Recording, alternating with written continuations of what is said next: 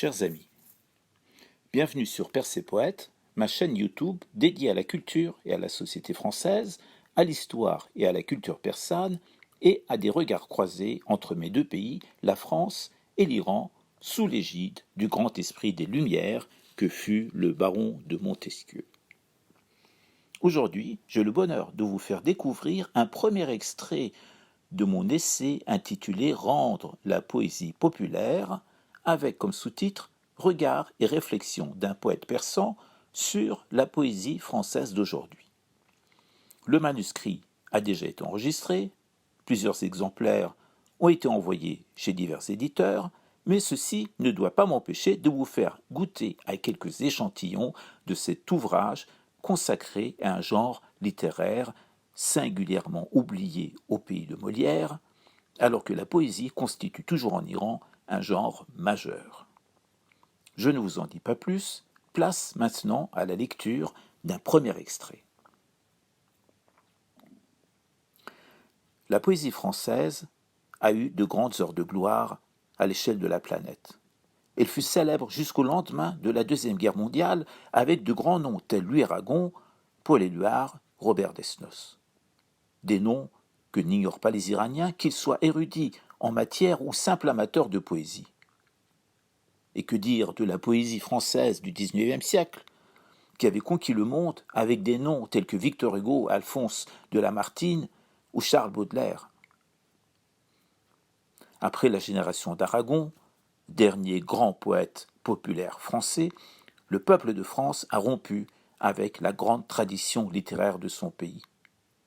Ce qui est lu désormais dans les cafés littéraires, ce qui est interprété sur les scènes de théâtre, ce qui est déclamé dans les festivals, ce qui est porté sur le grand et le petit écran, ce qui est chanté, accompagné en musique, tout ceci est bien vide désormais de l'héritage poétique de ceux qui ont constitué un lien prestigieux depuis les troubadours, portant de ville en ville la chanson de Roland, jusqu'à Paul Éluard, auteur du poème Liberté, appris par cœur par des générations d'écoliers.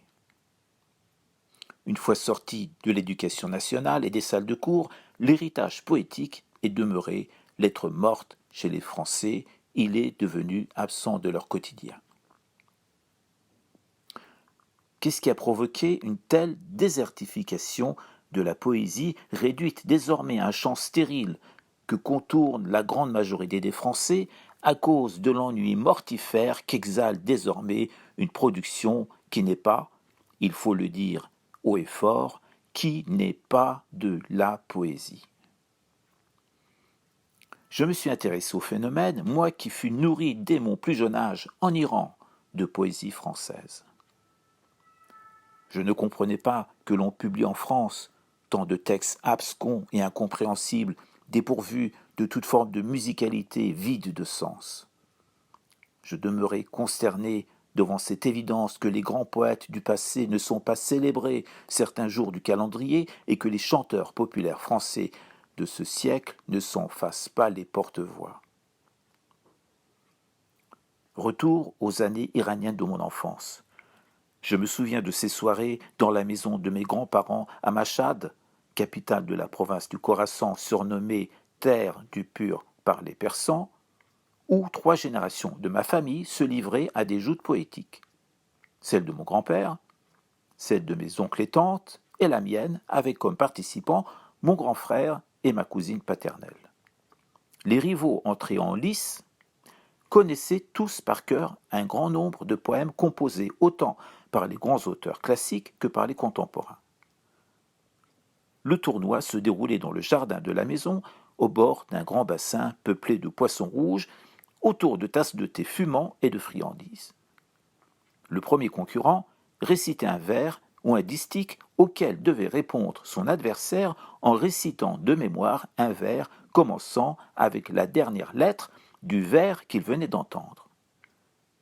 L'exercice se déroulait à la manière de chaise musicale et celui ou celle qui ne savait riposter à la tirade se retrouvait éliminé du jeu.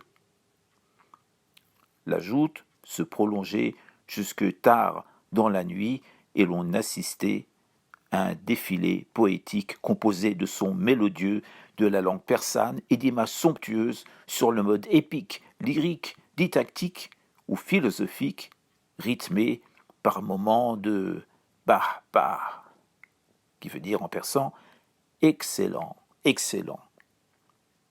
Des interjections affectives lancées par l'assistance. Ainsi, par la mémoire et la voix, reprenez vie les grands noms poétiques du passé dans le petit cercle de notre famille. La nuit, l'exercice était répété également dans des millions d'autres foyers à l'échelle d'un pays tout entier.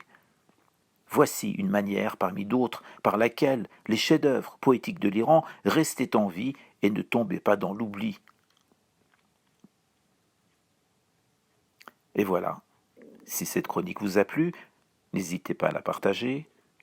Quant à moi, je vous dis à très bientôt pour d'autres lectures de cette œuvre nouvelle placée sous le signe de la poésie sans âge et sans frontières.